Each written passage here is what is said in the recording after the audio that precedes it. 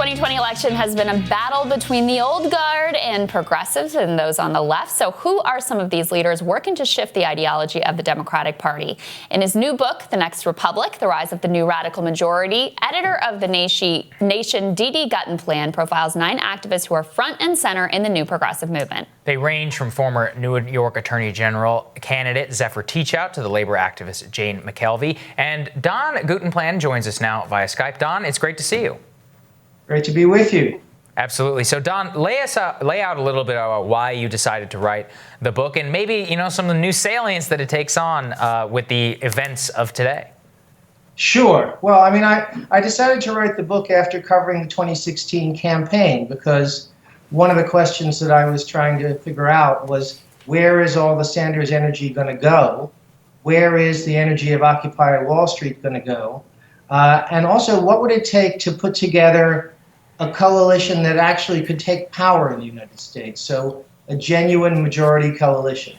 And one of the things that I did is I went to places like Ohio or Nebraska, where I talked to Jane Klebb, who's now the chair of the Nebraska Democratic Party, but at the time was leading the opposition to the Keystone Pipeline.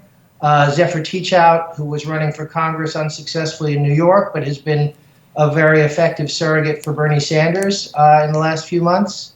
And I went down to Jackson, Mississippi to talk to Chokwe Antar Lumumba, the mayor of Jackson, who said he wanted to turn Jackson into the most radical city in the United States. And the book is basically a mix of profiles of people like that. Also, Waleed Shahid and Corbin Trent, who are both associated with Justice Democrats and with the successful campaign of Alexandria Ocasio-Cortez.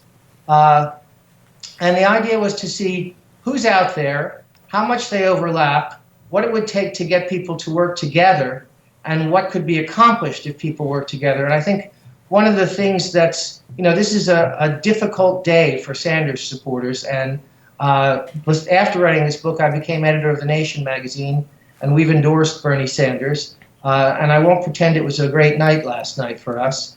But one of the things that's worth noting is that Sanders won basically every voter in Michigan, not every, but by large majorities under the age of 55. Right. So the future of the Democratic Party is clearly in the hands of the people who are in my book, who make up the new radical majority. That majority has not turned out or arrived in large enough numbers to elect Bernie Sanders as the Democratic nominee. That's true. But it's also true that the Democratic Party has no future without this new radical majority. I think that's a really important message, not only for Sanders supporters, but for anyone who calls themselves a Democrat to hear today. The argument that I made is if half of politics is framing the debate, this new, Sanders movement, the progressive left, has done a very good job there. Medicare for All, overwhelmingly popular in every single state where that we've had contests in so far. Green New Deal, very, very popular. $15 minimum wage is like the opening ask at this point. So in terms of framing the debate, very effective. In terms of actually taking power, not so much. So what are some of the hopeful signs there, and what kind of infrastructure do you think needs to be built in order to actually get serious about taking power? Well, I think, one of the things that we've seen is that running for president is really hard. One of the reasons that Bernie Sanders did better than Elizabeth Warren is because he had 4 years to practice. And I think another thing that's worth thinking about is how much of our energy as a movement we want to divert into what is always incredibly tempting, which is to get behind a candidate and run for office, rather than do the harder, slow work of organizing, which is why the first chapter in my book is a profile of the labor organizer Jane McAlevey, and it's called Winning Under Conditions of Extreme Adversity. And, in 2016, we were in conditions of extreme adversity. We're under conditions of more extreme adversity now. And the point of that chapter is to say that there is no shortcut to the hard work of organizing, that it's great when a candidate comes along and speaks to all the things we believe and all the things we want to do. And of course, we should support that person. But we also need to keep bringing people into the movement. We need to keep expanding the base of the movement. We need to keep pushing the goalposts of the arguments to the left. The Nation in 2018 called for an ideas primary this time around.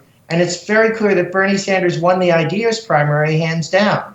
But the problem is that the people who like his ideas don't necessarily think he's the most effective candidate to defeat Donald Trump. Now, we can talk about why that is and how much of that's due to media framing and how much of that's due to the fact that this was always going to be an uphill fight. You can't say that the game is rigged and then complain when you find out that the game is rigged. I mean, we knew this was going to be an uphill fight.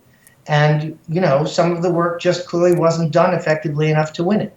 Yeah, and Don, it's not just, I think, in Sanders. I mean, I've seen this with a lot of progressive primary challengers, frankly. Jessica Cisneros, all this money gets poured into these races, and there seems to be a fundamental disconnect between some of the people that you write about and actual voters who, look, exit polls can say you like Medicare for all you want, but if you're not voting for the guy who wants it, then something is obviously going on, and you're not working to actually get that person to ultimately vote for you. What's going on there? Well, that's right. I think, look, part of it is, and that's one of the reasons why I'm delighted to be here. Part of it is that one of the reasons it's an uphill fight is because the media landscape is so heavily tilted, so that if you're being told again and again and again that, Biden is the most effective candidate who can beat Trump, if you're being asked again and again which you prefer, a candidate who can deliver the things you want or a candidate who can beat Trump, as if those were antithetical choices rather than being allowed to think that those might be the same choice,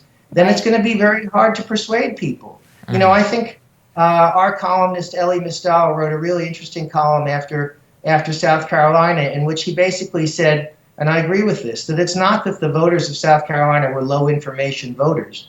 They're extremely high information voters. African Americans who've lived a long time in America know more about American politics and American racism than anybody younger can teach them. But what it was a referendum on what those voters thought other voters, particularly white people in the rest of the country, would go for. And these are people who are going to suffer the most if Trump gets 4 more years. Yeah. And their view was, you turn your back on a liberal in a voting booth, they might vote for Joe Biden, but they're not going to vote for Bernie Sanders. Now, I disagree with that, but I feel like that was the narrative that we did not do enough to combat. And one of the reasons we didn't, or one of the reasons we couldn't, is because we hadn't put enough time into building a wide enough movement that would make that self-evident. Well, so that's the question is, okay, I completely agree with you on the media piece. Basically, you had years since Trump was elected of the media saying the only thing we have to focus on, we have to beat Trump, we have to beat Trump. That's the only thing that matters, the only thing we should focus on. And so that makes electability, which is this very squishy, amorphous notion, right? The number one issue for voters. And then the media can basically define for voters who meets that electability threshold based on basically nothing. How do you change that? Like, what are the lessons? Obviously, Sagar and I have sort of an alternative media platform here that we think is very important, but I don't think it's a complete answer. I agree. So it's not. How do you compete on their battlefield and not cede that terrain and just say, oh, well, they're going to be against us anyway, so forget about them? Well, I think one of the ways you compete is you pick local fights, you pick issue fights, like the rollback referendum in California for labor rights and labor organizing, the effort to roll back Proposition 13. You pick, Senate races, state Senate races, House of Representative races that we can win. You show people that we can win and that we can keep winning. I mean, one of the ways that you convince people is by demonstrating that our views are popular and will pay off in smaller stakes contests, so that when you get to the presidency, which is the highest stake contest, we've already established our credibility. Very interesting stuff, thought-provoking. Let's continue this conversation, Thanks, Don. Great to have you. Great to be with you. Thanks. Absolutely. We'll have more for you after this.